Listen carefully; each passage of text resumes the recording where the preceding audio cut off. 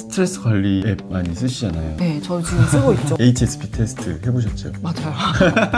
요즘에는 정확한 근거가 있어야 그거에 관심을 갖는 것 같아요. 저속노화 키워드 20대, 30대에서 관심도가 되게 높다고 하더라고요. 많이 등장한 키워드가 소장하다. 정보를 얻기 위해서 이제 사는 게 아니고 정말 물성이 있는 어떤 것들을 내가 갖고 싶다. 20대들의 생각은 자기 감정 관리가 잘 되고 관계에서 감정선을 잘 읽는 그런 사람들을 굉장히 높게 평가하는 경향이더라고요.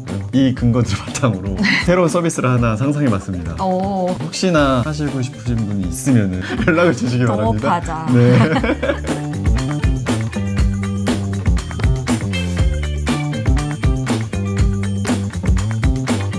세상이 말하는 정답 말고 나다운 삶의 레퍼런스, 요즘 것들의 사생활 시작합니다. 안녕하세요. 저는 요즘사 스토리파인더 혜민입니다. 안녕하세요. 요즘사 비주얼 메이커 현우입니다. 오늘 배경이 좀 바뀌었죠. 사실 여기는 부산인데요. 저희가 여기 온 이유가 있어요. 저희가 상을 받게 됐습니다. 와. 요즘사가 상을 받은 건데요. 무슨 상이냐면 굿 인플루언서 어워즈라는 곳에서 선한 영향력을 끼치는 19개의 채널을 콘텐츠 업계에 계신 뭐 교수님, PD님 뭐 이런 분들이 선정을 했대요. 근데 그 중에 요즘사가 선정이 됐습니다.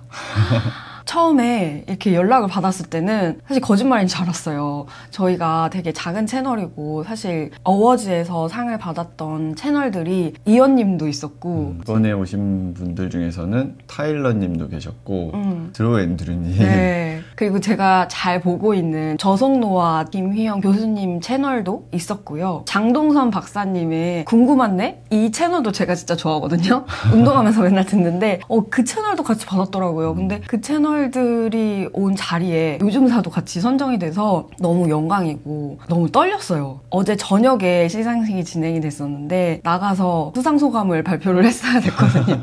근데 막 손에 땀이 나가지고 생각했던 수상소감을 다 잊어버리고 그냥 막 애드립으로 했는데 뭐라고 했는지 모르겠어요. 근데 어쨌든 이런 상을 받게 된 것도 저희가 말하는 이런 메시지에 또 공감을 해주는 우리 구독자님들 덕분에 이런 상을 저희가 또 받게 된 것 같아요. 그래서 이렇게 좋은 호텔에도 또 묵을 수 있게 해주셔가지고 약간 호캉스 같은 거를 좀 하고 있는데요. 덕분입니다. 감사합니다. 사실 연말이 되면 이렇게 뭐 한 해를 마무리 짓는 이런 자리도 있지만 또 이상하게 좀 마음이 좀 조급해지는 것 같기는 해요. 벌써 12월이라고? 벌써 막 크리스마스 트리가 있다고 하면서 올해 뭐 했지? 올해 뭐 한 게 없는 것 같은데? 막 이런 생각 들잖아요. 그러면서도 한편으로는 내년에는 어떻게 또 세상이 바뀔까? 또 올해만 해도 진짜 많은 것들이 많이 변화했던 한 해였던 것 같아요. 맞아요. 요즘 서점만 가도 베스트셀러 상위권이 전부 다 이제 트렌드 도서더라고요. 맞아요. 각 기관과 연구소 그리고 전문가분들이 트렌드 전망서를 매년 내놓잖아요. 저희도 이제 연말이 되면은 좀 찾아보는 편인데요. 저희가 이번에는 하나만 보면은 좀 시각이 치우칠 수도 있고 놓치는 부분도 있을 수 있으니까 저희가 대표적인 책 4권을 전부 살펴봤습니다. 네, 어떤 책을 봤냐면요. 네. 이 앞에 가져왔는데 일단 우리 작년에 저희 채널에도 나오셨던 송길영 선생님이 3번째 시대예보를 내셨더라고요. 그래서 이 책도 살펴봤고, 그리고 저희는 G세대가 아니지만 또 앞으로의 G세대는 어떤 관심사를 가지고 있는지 좀 궁금해서 G세대 트렌드 2026이라는 책도 저희가 봤습니다. 그리고 2026 트렌드 노트라는 책을 이렇게 전자책으로 저희가 또 살펴봤고, 그리고 작년에 트렌드 코리아 2025에 저희가 등장했었잖아요. 네, 그렇죠. 그래서 2026년 트렌드 코리아를 읽어보기도 했고요. 그래서 총 이렇게 4권을 읽어봤네요. 그리고 또 개인적으로 저는 머니 트렌드라는 책도 읽었는데 재테크를 제가 하고 있어가지고 네, 저희 집 재테크 담당자라서 네, 아주 좋은 정보들을 많이 얻을 수 있었습니다. 네, 잘 부탁드리고요. 네. 내년에도. 근데 이 책들이 각자 조금씩 다른 타깃으로 나온 책들이라서 관점도 조금씩 다르긴 한데요. 그래도 읽다 보니까 공통적으로 나오는 키워드들이 있고 공감되는 부분들도 있더라고요. 근데 사실 이게 미래 예측이라기보다는 올 한 해를 한번 정리해보는 느낌이 좀 있잖아요. 사실 우리가 미래를 다 알 수는 없잖아요. 하지만 올해에 좀 두드러진 변화들이 어떤 게 있나 이런 것들을 또 보면 내년에는 어떤 흐름으로 계속 이어지겠다 하는 실마리들을 찾을 수 있더라고요. 그래서 사실 오늘 애프터토크 주제는요. 저희가 이렇게 2026년 트렌드 도서들을 읽으면서 저희도 또 공감을 하고 실제로 또 느끼고 있는 변화들은 어떤 게 있는지 그 키워드들 몇 개를 뽑아서 좀 소개를 드리려고 하고요. 그것들을 우리 일과 삶에서 어떤 시그널로 좀 받아들여야 할지, 그리고 또 이런 흐름 속에서 어떤 서비스들이나 어떤 콘텐츠들이 좀 잘 될 것 같은지 그런 것들을 저희가 좀 재미삼아서 좀 얘기를 해보려고 합니다. 첫 번째로 얘기하고 싶은 부분은요. 가장 관심이 많은 부분이죠. 일의 방식의 변화. 일이 어떻게 또 변화하고 있나. 특히 협업의 방식이 좀 변화한다는 메시지들이 많더라고요. 26년 트렌드 전망을 담은 책들의 공통점이 AI로 인해서 생기는 변화들을 책마다 조금씩 다각도로 얘기를 하고 있어요. 근데 저는 그 중에서도 송길영 작가님이 쓰신 이 시대의 예보 경량 문명의 탄생이라는 이번 책에서 이야기하는 이 일의 변화에 대한 부분이 굉장히 와닿더라고요. 작년에 송길영 선생님이 저희 요즘 사회도 나오셔서 이제 호명사회에 대한 얘기를 했어요. 핵개인들이 이제 서로의 이름을 부르면서 조직과 직업이 아니라 개인의 이름으로 개인이 해온 일들이 중심이 되는 그런 사회가 될 거다. 뭐 이런 얘기를 했었는데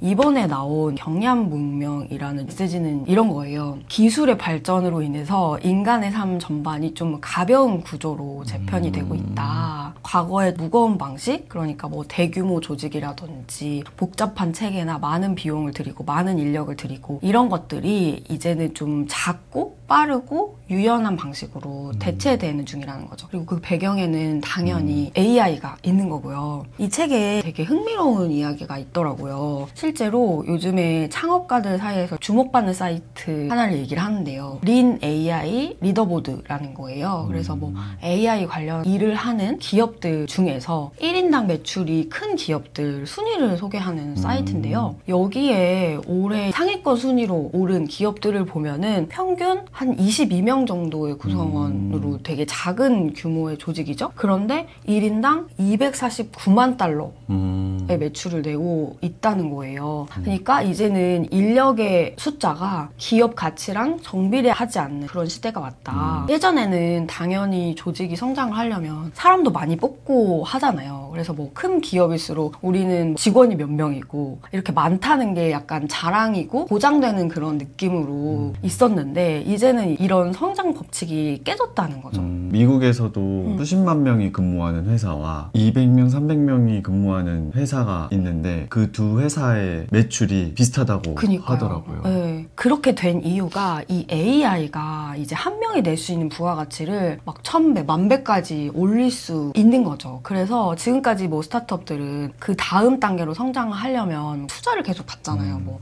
시리즈 A, 시리즈 B 막 이런 식으로. 근데 이게 결국은 그렇게 받는 이유가 사람들 늘려서 이제 규모를 키우는 건데 요즘에 혁신 기업들은 굳이 추가 투자를 안 받으려고 하는 곳들이 늘어난다는 흐름이 있대요. 이게 좀 새로운 사실이었는데 이런 흐름 속에서 이제 조직들은 좀 가벼워지는 그런 모양새를 가진다 이런 얘기가 나오고요. 그러면서 동시에 이렇게 독립적으로 일하는 우리 같은 사람들이 또 주목해야 할 부분이 조직만 가벼워지는 게 아니라 협업의 방식도 가벼워진다는 얘기였어요. 이렇게 가벼워질 수 있는 이유가 관계의 경량화 그리고 협업의 거리가 단축된다 이런 이야기가 나오는데 사실 간단히 얘기해보면 뭐 예를 들어서 어떤 기업이 법적 검토를 할 일이 있어요. 그러면 예전에는 뭐 로펌을 찾아서 로펌과 뭐 계약을 하고 막 그랬는데 요즘에는 이제 그런 거 필요 없이 법률 서비스 플랫폼들이 너무 잘 돼 있잖아요. 그래서 그런 것들을 이용을 한다든지 아니면 디자인 작업 필요할 때도 뭐 예전에는 디자인 에이전시들에 막 경쟁 PT를 막 붙였잖아요. 맞아요. 저도 이제 에이전시에 있을 때 경쟁 PT를 막 나가고 했었는데 이제 그런 거 없이 그냥 디자인 구독 서비스 같은 거를 이용을 한다는 거죠. 그리고 뭐 리서치가 필요하다 할 때도 뭐 딥 리서치 AI 프로그램 같은 거를 쓰면은 뭐 리서치 회사에 제안 요청서 보내고 또 제안 받고 하고 계약서 쓰느라고 뭐 몇 주 걸리고 이런 과정이 다 생략이 되고 이제 하루 만에 막 분석 결과도 나오고 막 그렇대요. 이런 시대니까 이제는 뭐 이런 협업의 방식도 굉장히 작아진다는 거죠. 근데 여기서 또 중요한 게 이런 말을 해요. 단지 작아지는 것이 아니라 가벼워지고 있다는 점에 주목을 해야 된다. 그래서 가볍기 위해서는 반드시 작아야 한다는 뜻은 아니다. 경량 문명에서 이 경자가 가벼울 경이거든요. 여기에 담긴 의미가 이동성과 연결의 유연성을 뜻한다는 거죠. 그래서 부피가 크더라도 밀도가 낮아서 좀 가볍게 높이 날 수 있는 새처럼 필요에 따라서 빠르게 뭉치고 또 흩어질 수 있는 변화에 즉각적으로 반응할 수 있는 힘이 있는 게 이 경량 문명의 특징이라고 얘기를 하더라고요. 예전에는 이 협업이라는 게 전문가 개인이 가진 자원을 쓰는 거잖아요. 그러니까 그 사람이 있는 곳과 장소 그리고 시간적인 물리적인 한계가 있었어요. 그 사람이 할 수 있는 일이 한계가 있으니까. 근데 이제 이런 것들을 다 인공지능과 이제 협업을 하게 되면은 시공간의 제한이 없어져요. 또 작은 규모로 밀도 있는 큰 변화들도 만들 수 있는 거죠. 그래서 더 멀리 갈 수 있다. 진짜 요즘 많이 느끼는 게 브랜드 운영 방식 자체가 2020년대 초반이랑 많이 달라졌다는 점인데요. 예전에는 팀이 필요했다면은 지금은 한 사람이 툴을 잘 쓰는 것만으로 웬만한 브랜드는 다 만들 수 있잖아요. 제가 디자이너 출신이니까 디자인만 할 수 있다고 쳐도 마케팅이나 광고, 데이터 분석 같은 것들을 모두 AI가 서포트를 해주잖아요. 요즘 시대에서는 나 혼자서 브랜드 런칭은 정말 가뿐하게 할 수 있는 그런 시대인 것 같아요. 네, 물론 뭐 그 과정에서도 어려운 부분이 있겠지만 확실히 예전보다는 쉬워졌다. 기술적으로 서포트되는 게 많다 보니까. 그렇죠. 심지어 이제 디자인이나 기술적인 것뿐만이 아니라 기획이나 스토리 같은 것들도 AI가 만들어주는 경우가 또 많더라고요. AI 도움을 받을 수 있어서 일단은 1인, 2인으로 좀 시작을 해가지고 운영하는 경우가 진짜 많은 것 같아요. 저희도 되게 작은 규모의 팀이잖아요. 앞으로 우리의 방향성을 얘기할 때 저희는 작게 유지하기를 선택을 했다 뭐 이런 얘기를 했잖아요. 네. 근데 이런 경량 문명에 대한 얘기가 딱 나오니까 우리가 가려는 방향인데? 이런 생각이 들면서 우리뿐만 아니라 이제는 작게 시작하고 작게 계속 가려고 한다. 저희 채널에서도 항상 작게 시작해야지 좀 오래 갈 수 있다 이런 얘기를 했는데 이제는 진짜 이게 너무 맞는 말이 된 거죠. 기존의 이제 성장 방식이 깨진 지금 같은 시대야말로 한 사람이 가볍게 효율적으로 브랜드든 뭐 사업이든 어떤 콘텐츠든 작은 자본이랑 규모만으로도 나만의 방식으로 좀 해나가기에 적격인 이제 시대가 된 게 아닌가 이런 생각이 듭니다. 네, 그런 의미에서 최근에 알게 된 서비스 중에 이런 시대의 흐름을 그대로 반영한 서비스가 있더라고요. 잠시 광고 타임이 있겠습니다. 네, 바로 카페24 프로인데요. 카페24 프로는 전문가가 없이도 브랜드를 키울 수 있다라는 거를 실제로 좀 가능하게 만들어 주는 서비스더라고요. 그래서 저희가 지금 오늘 이야기하고 있는 이 트렌드랑 너무 딱 맞닿아 있는 것 같아서 오늘 좀 소개를 해보려고 합니다. 이 카페24가 좀 쇼핑몰 솔루션으로 유명하잖아요. 근데 이 카페24 프로는 단순히 쇼핑몰 솔루션이 아니라 브랜드 운영의 전반을 도와주는 올인원 서비스라고 해요. 사실 처음에 브랜드를 만들고 운영하려고 할 때 참 막막한 게 많잖아요. 웹사이트는 어떻게 만들어야 하는지, 뭐 상품 등록들은 어떻게 하고 홍보라든가 고객 관리는 또 어떻게 해야 하는 건지 좀 막막한 게 많은데 근데 이 카페24 프로 하나만 쓰면은 이 모든 거를 한 번에 좀 관리할 수 있게 도와주더라고요. 상품 등록부터 광고 프로모션을 만들 수도 있고요. 고객에게 맞춤 메시지를 보내는 것도 할 수 있고 이런 것들이 전부 이 안에서 가능한데요. 특히 데이터 분석 기능이 들어있어서 내 브랜드가 지금 어떤 상태인지 뭘 해야 하는지를 전문가 도움 없이도 분석할 수가 있더라고요. 이런 서비스가 있으면 정말 충분히 혼자서도 브랜드를 설계하고 운영할 수가 있는 거죠. 저희가 특히 혹했던 기능이 있었는데요. 원래는 국문 사이트가 있어도 외국 사이트는 별도로 만들어야 하거든요. 근데 카페24 프로에서는 영문 사이트랑 일문 사이트도 알아서 생성이 되더라고요. 해외 결제나 배송까지 연동이 되고요. 요즘사 해외 구독자들이 종종 저희 책이나 커뮤니티 멤버십 구매를 하고 싶다고 연락이 오는데 제대로 대응을 못 해드려서 항상 아쉬웠었는데 이런 부분이 해결이 된다면 정말 좋을 것 같고요. 글로벌을 겨냥한 검색, 최적화 세팅도 해준다고 하니까 1인 브랜드가 글로벌로 확장하는 게 정말 가능도 하겠구나 싶더라고요. 내 브랜드를 좀 갖고 싶다. 작게 시작해도 괜찮을까 하는 고민이 있는 분들이라면 카페24 프로 같은 서비스가 이미 이렇게 나와 있으니까요. 고민만 하던 것들을 이제 바로 한번 시작해봐도 좋지 않을까 싶어요. 카페24 프로에 대해서 더 궁금하시다면 지금 저희 더보기란이나 고정 댓글에 바로 살펴볼 수 있는 링크를 올려뒀으니까요. 한번 확인해보세요. 네, 그러면은 앞에 경량 문명이 첫 번째 키워드였다면은 두 번째 키워드는 메타센싱이라는 키워드인데요. 바로 이 지세대 트렌드 2026이라는 책에서 뽑아봤는데요. 이 책을 쓴 곳이 대학내 20대 연구소인데요. 거기에서 뽑은 2026년 키워드 중에 하나가 메타센싱이더라고요. 자기 감정을 정확하게 알고 해석하는 능력이라고 하더라고요. 예전에는 한 사람의 어떤 생산성이나 스펙이 중요한 시대였다면은 지금 20대들의 생각은 자기 감정 관리가 잘 되고 관계에서 감정선을 잘 읽는 그런 사람들을 굉장히 높게 평가하는 경향이 있더라고요. 근데 이런 키워드가 떠오르게 된 배경에는 관계의 변화가 중요한 요인인 것 같아요. 관계의 변화? 네. 이 책에 다양한 세대를 대상으로 한 설문조사가 있었는데요. 친구 관계를 유지하기 위해서 가장 중요한 요소가 무엇이냐에 대해서 물어봤었는데 86세대나 X세대는 친구를 유지하기 위한 중요한 요소 중에 1위가 의지가 되거나 위로가 되어주는 친구라는 항목이 1등을 했고요. G세대의 경우에는 친구가 싫어하지 않는 행동을 하는 것, 이게 1위였어요. 되게 느낌이 다르지 않나요? 그게 너무 다르네요, 진짜. 위로해주고 막 가족처럼 뭐 이렇게 술 한잔 하면서 뭐 이런 친구를 원했었다면 예전 세대는 G세대 같은 경우에는 그런 거보다는 좀 피해 안 주고 약간 싫어하는 행동 안 하고 좀 배려하고 매너 지키고 약간 맞아요. 이런 게 친구 관계를 계속 유지하는 이유 중 가장 중요하다. 대신에 이제 친구를 불편하게 만들 수 있는 나만의 고민이라든지 솔직한 마음들을 털어놓을 기회가 부족할 수도 있겠다라는 생각이 들었어요. 그쵸. 상대한테 좀 피해를 줄 수 있다, 불편하게 만들 수 있다는 생각 때문에 고민 상담이나 이런 거를 친구한테 하기가 어려워졌다는 거죠. 그쵸. 요즘 세대들은. 그래서 이런 방향 때문인지 메타센싱이라는 것이 키워드로 떠오른 것 같기도 해요. 자신의 감정을 이해하고 싶어하고 서로 감정 소모를 줄이고 싶어하는 경향이 있는 거죠. 그래서 남을 불편하게 만드는 대화보다는 AI랑 오히려 깊게 상담하고 더 자신을 연구하면서 단단하게 만드는데 관심을 가지게 된 것 같아요.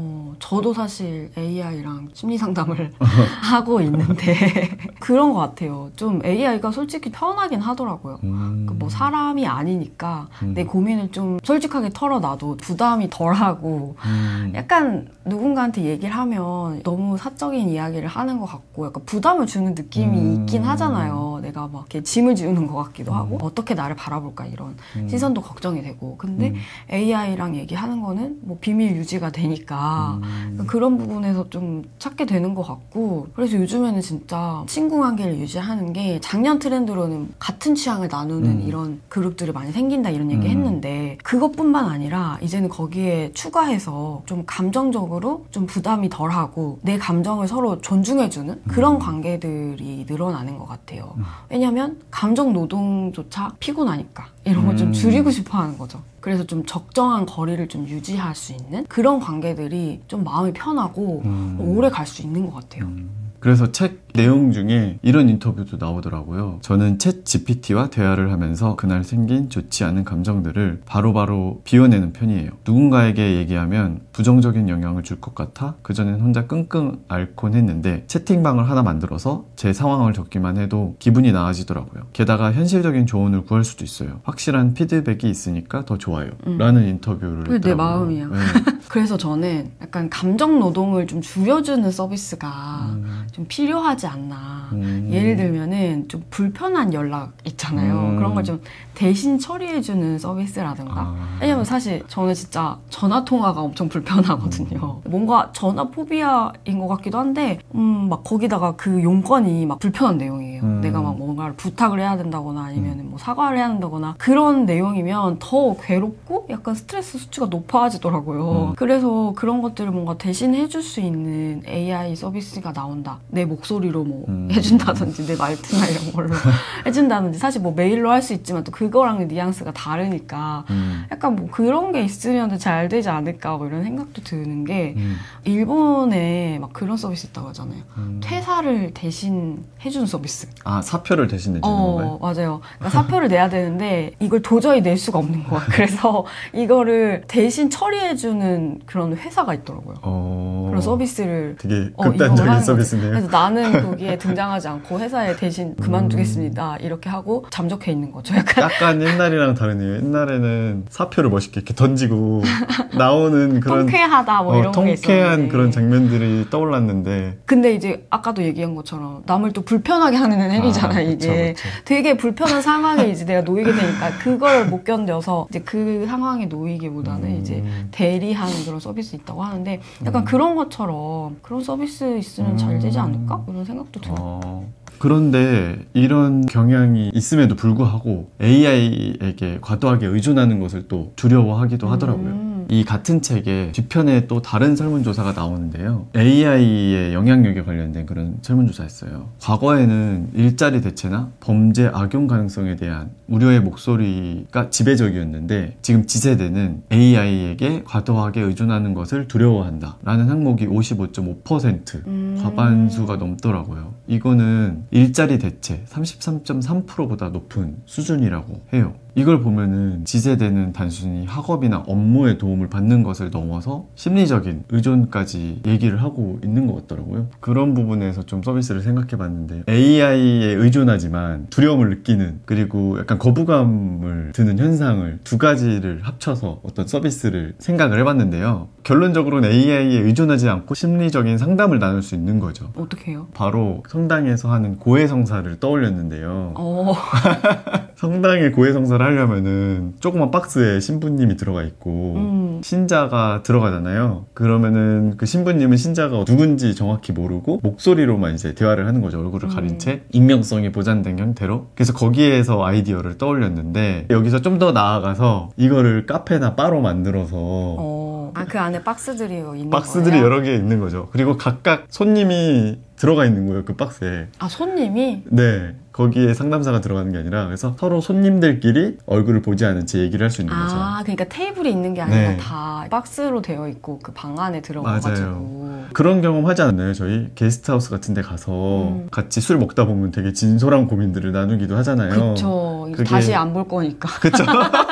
그게 어떻게 보면 어떤 익명성을 보장하는 형태이기 때문에 맞아요. 그런 식으로 카페나 바를 이용하면 또 재밌지 않을까라는 생각도 해봤고요. 그리고 이거를 또 온라인 서비스로 확장을 해보자면은 VR 프로그램 중에 VR챗이라는 게 있어요. 그래서 내가 캐릭터가 돼서 이제 서로 사람들과 얘기를 나누는 프로그램인데 그런 가상 식으로 공간 안에서 네, 편하게 내 개성을 활용한 아바타를 만들어서 그걸로 음성 채팅이나 음성 채팅도 불편하면 문자로 대화를 나누는 서비스죠. 메타버스 아니에요 그거? 그렇죠, 메타버스.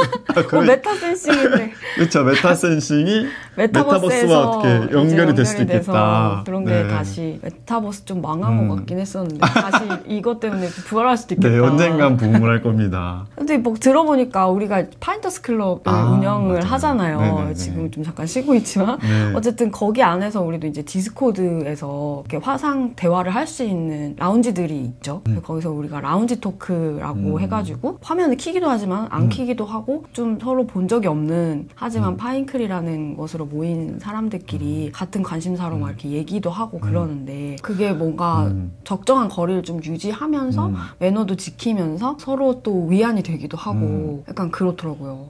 그리고 이게 어쨌든 진짜 사람과 대화를 하는 거니까 나는 기계랑 대화를 하고 있어라는 어떤 그런 현타는 안 받아도 되는 약간 그런 서비스들이 아무튼 있으면 좋겠다. 물론 뭐 현실적으로 구현을 하려면 다양한 또 준비들이 필요하긴 하겠지만 어떤 제약 약간 아이디어로 그렇죠, 아이디어로 혹시나 하시고 싶으신 분이 있으면은 저에게 먼저 연락을 주시기 바랍니다. 동업하자. 네. 그러면 저는 이제 세 번째 키워드를 좀 얘기를 해보고 싶은데요. 이 책들을 또 보다가 또 눈에 띄었던 키워드가 있는데요. 바로 건강지능이라는 거예요. HQ라고 하는데 아까 얘기했던 그 트렌드 코리아 2026에 나오는 키워드 중에 하나예요. 사실 이 책은 이제 좀 소비 트렌드 쪽으로 좀 특화된 트렌드 도서잖아요. 네. 근데 거기에 이 건강 관련 키워드가 있길래 좀 관심이 가더라고요. 그 우리가 IQ, EQ 막 이런 건 알잖아요. IQ가 지능을 얘기하고 EQ가 감성 지능 이런 건데 HQ는 건강 지능이에요. 헬스 코션트라는 것의 줄임말인데 요즘처럼 사회가 초개인화되고 효율화되면은 외로워지잖아요. 그럴 때 믿는 구석은 내 건강밖에 없다. 이런 생각을 하게 되죠. 혼자 있을 때 아프면 또 더 서럽잖아요. 그래서 사실 예전부터 건강이라는 거는 뭐 인간의 언제나 중요한 화두이긴 했지만 좀 양상이 달라진 거죠. 예전에는 뭐 이제 중년이 되고 노년이 되면은 그때서야 좀 건강에 관심을 가지면서 챙겼다면은 이제는 젊은 층에서부터 삶의 질 자체를 이제 건강과 연관지어서 엄청 관심을 갖고 있대요. 저희만 해도 그렇잖아요. 뭐 요즘에 유행하는 키워드가 저속노화 키워드. 아까 우리 시상식에서도 저속노화의 키워드를 키운 우리 정희원 교수님이 또 같이 수상을 하셨었는데 어쨌든 이 저속노화 키워드도 나이가 있는 분들뿐만 아니라 20대, 30대에서 관심도가 되게 높다고 하더라고요. 그래서 이런 배경에서 이제 HQ라는 이 건강지능이라는 게 삶의 필수 역량이 됐다는 거죠. 머리의 지능, 감성 지능뿐만 아니라. 그래서인지 건강관리 패턴도 바뀌고 있는 것 같더라고요. 과학적 근거를 기반으로 식단을 뭐 한다거나 운동을 그냥 막 하지 않고 정확히 내 몸에 어떤 부분에 도움이 되고 어떤 근육에 작용하는지 자세히 알고 행하는 것 같더라고요. 그러니까요. 예전에는 뭐가 건강에 좋다더라 하면은 이제 그냥 그것만 유행을 했는데 요즘에는 정확한 어떤 근거가 있어야 그거에 관심을 갖는 것 같아요. 저도 요즘에 에사비 먹고 있잖아요. 이 에사비도 밥 먹기 전이나 밥 먹기 후 30분 안에 먹으면 혈당을 낮춰준다라고 해서 많은 사람들이 찾는 거고 또 요즘에 뭐 스위치온 다이어트라는 게 있거든요. 다이어트라고 해서 막 마냥 굶거나 이런 게 아니라 정확한 어떤 근거에 의해서 인슐린 저항성을 좀 회복을 해서 지방대사 스위치를 켜는 그런 원리를 이용한 다이어트 방법이라고 하더라고요. 그리고 또 요즘에 영양제를 좀 자주 구매하고 있는데 그 영양제를 이제 판매하는 인플루언서들도 그냥 내가 먹으니까 이거 먹어보세요 이런 게 아니라 이게 어떤 곳에 좋게 작용하는지 과학적으로 이게 어떤 걸 개선하는지 이런 거를 논문을 직접 찾아보고 그 논문을 막 근거로 막 올려놓고 그러거든요. 그래서 어쩌면은 이 건강에 대해서 이제 모든 국민들이 다 전문가가 되는 시대가 아닌가. 그리고 또 이 건강을 챙기는 목적도 좀 달라졌다고 해야 되나? 그런 걸 느끼는 게 예전에는 외모나 외형에 집중하는 뭐 헬스, 다이어트 이런 게 유행이었는데 지금은 이제 그런 것보다는 진짜 회복력, 뭐 평소에 컨디션을 유지하고 평균 컨디션을 올리는 것 이런 거에 좀 더 관심을 가지는 것 같더라고요. 제가 딱 그렇거든요. 제가 이제 PT를 또 하고 있잖아요. 그리고 영양제도 챙겨 먹고 근데 그 이유가 제가 막 엄청난 근육질이 된다거나 뭐 바프를 찍어야 된다거나 뭐 이런 게 아니라 평소에 제가 뭐 집중력을 좀 유지하고 컨디션을 좀 좋게 하기 위해서 이런 것들을 좀 하고 있는 거거든요. 그래서 사실 이런 배경에 책에서는 뭐 100세 시대라서 이런 키워드들이 올라왔다라고 얘기를 하는데 고령화 이런 것뿐만이 아니고 이게 스트레스를 많이 받는 사회잖아요. 그리고 우리 세대가 진짜 번아웃 경험이 누구나 있을 만큼 이게 만연화됐는데 이런 좀 흐름에서 온 현상이 아닐까 저는 이렇게 생각이 들더라고요. 그래서 스트레스 관리 앱 많이 쓰시잖아요. 네, 저 지금 쓰고 있죠. 지금 안 찾는데 항상 애플워치에 스트레스워치라는 앱을 요즘에 진짜 많이 유행인데 저는 그 전부터 계속 쓰고 있었거든요. 그래서 지금 과부한지 아니면 지금 정상적으로 스트레스 관리가 되고 있는지 막 이런 게 떠요. 그래서 뭐 그거 되게 유용하게 사용하고 있죠. 그리고 HSP 테스트 해보셨죠? 맞아요. 저번에 우리가 인터뷰 때도 한번 얘기한 적이 있는데 HSP가 초민감자 뭐 이런 거였잖아요. 근데 요즘에 진짜 HSP인 사람이 엄청 많더라고요. 저도 마찬가지지만 그래서 그런 상태를 좀 알고 싶어 하는 게 있는 것 같아요. 이런 걸 보니까 요즘 트렌드는 건강 지식들을 분석을 하고 그거에 따른 루틴을 짜고 되게 체계적으로 다들 하고 있는 것 같더라고요. 그래서 또 제가 이 근거들을 바탕으로 또 새로운 서비스를 하나 상상해봤습니다. 어떤 거죠? 바로 게임 형식으로 이걸 만드는 건데요. 게임이요? 네. 이렇게 뭔가 자기 체력을 키우고 분석을 하고 뭔가 스트레스 관리를 하고 혈당 조절 체크를 하고 그런 것들이 마치 RPG 게임을 하는 것 같다라는 생각이 들었어요. 내 캐릭터를 키우는 그런 느낌? RPG 게임의 특징이 자신의 이제 정확한 스탯이 있고 한계점과 특징을 분석해서 게임을 진행해 나가는 거죠. 그런 식의 어떤 현실 반영 게임 같은 게 나오면 좋겠다라는 생각이 들더라고요. 현실 반영이요? 네네. 실제 내 몸의 수치가 그 디지털상의 캐릭터에 반영이 되는 겁니다. 우리 몸의 수치를 다양하게 잴 수가 있잖아요. 그런 것들이 또 되게 온라인이나 디지털 쪽으로 데이터베이스화 되고 스트레스 와치 앱이나 뭐 인바디 같이 실시간으로 내 몸의 상태를 체크할 수 있는 것들이 있으니까 내 몸을 키우고 운동 횟수나 이런 거를 체크하게 되면은 인증을 하게 되면은 실제 캐릭터의 체력도 올라가고 전자책이나 이런 걸 읽으면 독서량이 나올 거 아니에요. 독서를 많이 하면은 캐릭터의 지능이 올라가는 거죠. 그래서 보통 이제 그런 게임에서 지력이 올라가면은 마법을 잘 쓰게 되거든요. 그래서 책을 많이 읽으면은 마법을 잘 쓰고 운동을 많이 하면은 체력이 좋아지고 둘 다 하면 둘 다 할 수 있고 그렇게 되는 거죠. 그러면은 제 친구나 저와 같은 겜돌이들은 체력 관리에 좀 더 신경을 쓰지 않을까. 그쵸. 겜돌이들은 거의 뭐 그 자리에 앉아서 게임만 몇십 시간 하고 막 그러는데 실제 현실의 내 몸과의 연동을 하면은 그쵸. 그렇게 하려나? 아무튼 뭐 좋은 아이디어인 것 같긴 한데요. 네, 내 몸과 실제 내 캐릭터에 대한 애착이 커지겠죠. 아무튼 뭐 게임 회사 다니더니 그 경험이 아이디어로 또 나오네요. 네. 이제 또 네 번째 키워드를 좀 소개를 하려고 하는데요. 네 번째 키워드는 생활변화 건축소라는 곳에서 펴낸 2016 트렌드 노트라는 책에 나오는 키워드 중에 하나를 꼽아봤어요. 이 책은 한국의 생활변화 트렌드를 다루는 책이거든요. 그래서 제가 책을 또 읽어봤는데 관심 가는 내용이 있더라고요. 바로 논디지털이라는 키워드가 다른 책에서는 볼 수 없는 그런 키워드였어요. 이 생활관측 연구소에서 2023년 1월부터 2025년 8월까지 조사한 결과에 따르면은 아날로그 영역의 담론의 비중이 꾸준히 증가하고 있더라고요. 2023년에는 39%였는데 24년에는 42%, 25년에는 47.6%까지 점점 늘어가고 있더라고요. 그래서 그만큼 감성과 아날로그의 관심도가 점점 커지고 있는 것 같더라고요. 특히 통계에 따르면은 SNS와 커뮤니티 등지에서 눈에 띄는 단어는 지치다라는 단어의 증가율이 제일 높다라고 합니다. 아까 제가 얘기했던 것처럼 건강에 또 관심 가졌던 이유도 약간 그런 것 같다라고 얘기를 했는데 여기서도 나오네요. 맞아요. 현대 기술이 따라가지 못할 정도로 빠르게 변화하고 혁신을 추구하는 디지털 콘텐츠들이 엄청 범람을 하고 있죠. 너무 많죠. 네. 이런 것들이 어쩌면은 사람들을 지치게 만들 수 있다는 거죠. 그리고 지치다 다음으로 많이 등장한 키워드가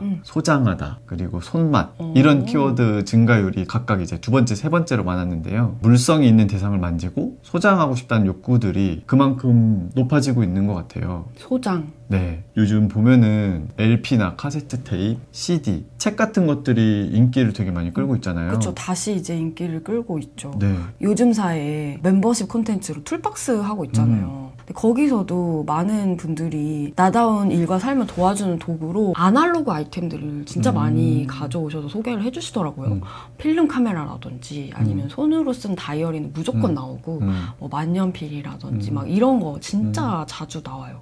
특이하게 망원경도 나왔었죠. 맞아, 망원경도 나오고 룩백? 이런 것도 나왔고 초시계? 뭐 그런 것도 네, 나왔잖아요. 맞아요. 다양한 것들이 나왔는데 그런 것들이 요즘 세대에 안정감을 주고 있는 것 같아요. 아날로그는 어쨌든 변하지 않는 거니까 디지털 세상에 이제 컨텐츠나 이런 건 되게 빨리 변하잖아요. 근데 이거 뭔가 소장하고 있고 갖고 있으면은 맞아요. 그것만으로도 좀 안정감을 줄 수 있다. 그리고 뭔가 손에 만져지는 그 물성이라는 게 되게 다른 감각인 것 같아요. 그래서 저희도 이제 유튜브에 나오는 이야기들을 자꾸 책으로 엮게 되는 게 그거는 뭔가 흩어지는 느낌이잖아요. 흘러가면. 근데 그것들을 다시 걸어모아서 뭔가 책이라는 물성으로 손에 잡히는 게 딱 내 곁에 있을 때 약간 그게 주는 또 안정감이 있는 것 같아요. 그래서 생활변화관측연구소에서 무슨 감, 순위를 발표를 했는데 무슨 감? 네, 뭐 자신감, 뭐 이런 거요. 자신감, 자존감, 기대감이 23년에는 1, 2, 3위였는데 25년에는 1위가 자신감이었다면 2위가 안정감이었고 그리고 유대감,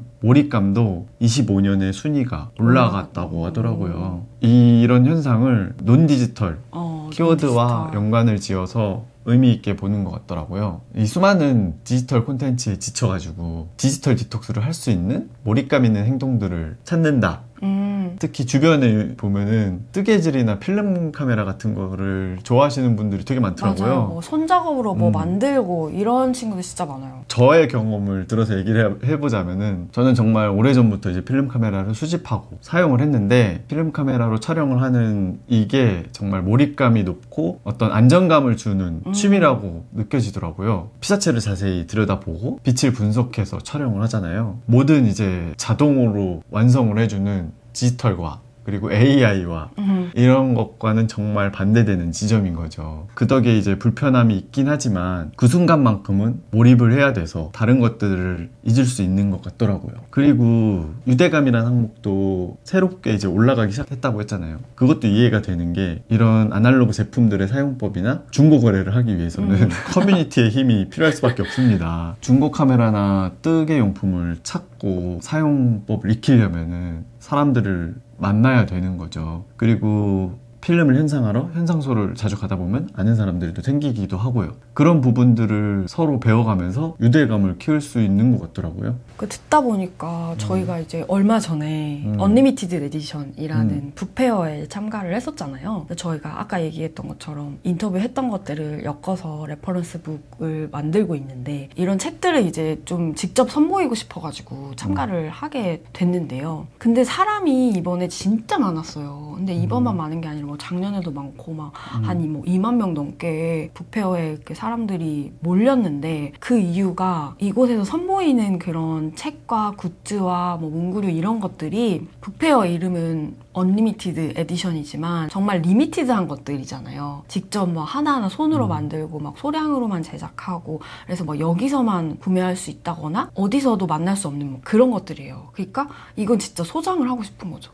그래서 뭔가 이런 소장하고 싶어하는 그런 마음들이 여기에 담기지 않았나. 사실 뭐 좋은 정보들이나 이런 것들은 다 온라인상에 있잖아요. 근데 그런 뭐 정보를 얻기 위해서 이제 뭐 책을 사는 게 아니고 정말 물성이 있는 어떤 것들을 내가 갖고 싶다. 소장 가치가 있는 것들을 더 높이 평가하면서 이런 곳에 사람들이 많이 찾는 게 아닌가? 이런 생각이 들었어요. 그리고 마켓에 오랜만에 나가다 보니까 정말 다들 반갑더라고요. 구매하시는 분들도 그렇고 그리고 같이 물건을 판매하는 같은 셀러들도 그렇고 같이 뭔가 해낸 느낌? 그런 것들이 들어서 유대감이라는 것이 맞아. 들기도 했고요. 사실 저희가 이번에 8주년 기념으로 나간 거잖아요. 온라인에서 바로 구매창을 열어도 되지만 굳이 이거를 막 몇 달 동안 준비해 가면서 목이 다 셀 정도로 그 좁은 자리에 앉아서 사람들을 만난 이유가 사실 그 유대감 때문이기도 한 것 같아요. 맞아요. 항상 온라인으로만 우리가 댓글창으로만 서로를 만나는데 직접 만나고 싶다? 직접 얼굴을 보고 눈을 마주치고 좀 얘기를 하고 싶다라는 생각에 이번 북페어도 저희가 참가를 하게 된 거기도 하잖아요. 그래서 앞으로는 계속 이런 식의 아날로그 제품이나 공방들이나 그런 기반의 커뮤니티들이 사라지진 않을 것 같다는 생각이 들더라고요. TV랑 유튜브가 있지만 라디오가 있듯이 팟캐스트가 있듯이 또 웹툰이나 전자책이 있지만 실제로 물성이 있는 책을 갖고 싶어 하는 것처럼 아이폰이나 디지털 카메라가 있지만 제가 좋아하는 필름 카메라가 영원하다라고 말하는 사람들이 있는 것처럼 그런 물성이 있는 것들은 오래가지 않을까라는 생각입니다. 그리고 앞으로 아날로그가 영원하다고 했잖아요. 그거를 진짜로 증명하듯이 지금 시대에 필름 카메라를 출시하는 회사들도 많고요. 심지어 이제 최신 기술과 결합해서 USB-C 충전이 되는 필름 카메라, 최신 라이다 센서를 탑재한 정확한 오토포커스 기능을 가진 필름 카메라 이런 것들이 등장을 하더라고요. 그러니까 아날로그를 편하게 누리고 싶은 수요도 있는 거죠. 어쨌든 촬영을 하면은 물성이 남는 필름과 사진이 남게 되는 거니까요. 사실 모든 이 트렌드서들이 AI 이야기를 하지만 또 공통적으로 AI 시대에도 변하지 않을 것들에 대한 이야기도 하더라고요. 이런 급변하는 시대에 어떤 것들은 변하지 않고 어떤 것들은 지켜나가야 하는지 이런 이야기들이 꼭 등장을 하는데 그래서 마지막으로 얘기하고 싶은 키워드는 근본이즘이라는 키워드예요. 이거는 아까 얘기했던 그 트렌드 코리아 2016에 나오는 키워드 중 하나인데 10년 전에 이세돌 구단이 AI한테 이겼던 그 한 수가 가장 인간다운 수다 뭐 이런 얘기를 하면서 AI 시대일수록 우리는 자기만의 수 가장 나다운 수가 뭔지 자문을 해야 한다. 이런 말을 해요. 시대예보에서도 이런 얘기가 나와요. 경량 문명이 병렬화에서 시작이 됐다. 병렬화를 통해서 좀 효율적으로 가벼워졌다. 하지만 어떤 일들은 병렬화 할 수 없다. 시간이 생산의 소중한 자원으로 쓰이는 결과물들은 그 과정을 당길 수도 당겨서도 안 된다. 무엇보다 이 개인의 인생은 멀티버스가 아니기 때문에 한 번에 하나씩 스스로 해결해 나가야 하는 각자는 직렬로 살아간다. 생애 주기마다 찾아오는 문제나 범민은 누구에게나 차례로 찾아오고 그것들은 순차적으로 맞이해야 하는 직렬의 시간으로 오는 것들이다. 이 문제들은 미리 풀거나 나중으로 미룰 수 없다. 모든 것은 때가 다 있다. 이런 문장들이 나오더라고요. 그래서 이렇게 AI 시대에 계속 도구는 업데이트되고 바뀌지만 우리가 스스로 던져야 하는 질문은 더 근본적인 거? 더 깊어지는 것 같아요. 또 트렌드 노트라는 책에는 찌는 시대라는 키워드도 나오거든요. 이게 겉으로 꾸미거나 포장된 이미지보다는 이제는 진짜 생활 방식 이런 것들이 신뢰를 얻고 선택받는 시대다. 그러니까 뭐 꾸미고 연출하고 과장하고 막 이런 것들에 이제는 피로감을 사람들이 느끼고 있어서 그런 것보다는 실제로 내가 어떻게 살고 있고 어떤 리듬으로 일하고 있고 쉬는지 또 생활 방식을 어떻게 유지하고 있는지 이런 것들이 더 중요한 가치가 된다고 말을 해요. 그래서 오늘 이제 이렇게 트렌드에 대해서 얘기를 해봤는데 AI의 등장으로 인한 그런 변화들을 우리가 막을 수는 없지만 그거에 적응을 해가면서 또 한편으로는 진짜 나다운 게 뭔지 그 근본을 잊지는 말아야 될 것 같아요. 그래야 거기에서 AI 대체되지 않고 인간다움을 유지하면서 인간다움을 지키면서 새로운 변화들을 받아들일 수 있는 그런 방향이지 않을까 싶습니다. 네. 아직 2026년이 한 달 정도 그래도 남았죠. 남은 기간 동안에 올해 나에게 찾아온 변화는 어떤 거였는지 그럼에도 계속 지켜가고 싶고 변하지 않을 것들은 무엇인지 이런 것도 생각해보면 좋을 것 같아요. 앞에 여러 가지 트렌드를 들으면서 저처럼 새로운 사업 아이디어가 있으신 분들은 댓글로 좀 공유를 해주셨으면 좋겠습니다. 네, 얘기가 좀 길어졌는데요. 저희도 이제 체크아웃을 해야 돼가지고 오늘 이야기는 여기까지 하도록 하겠습니다. 다음 주에는 또 새로운 인터뷰 콘텐츠로 찾아올 거고요. 오늘 이야기 또 들어주셔서 감사하고 우리의 유대감을 위해서 댓글도 많이 나눠주시면 좋을 것 같습니다. 네, 그러면 다음 영상에서 만나요. 안녕.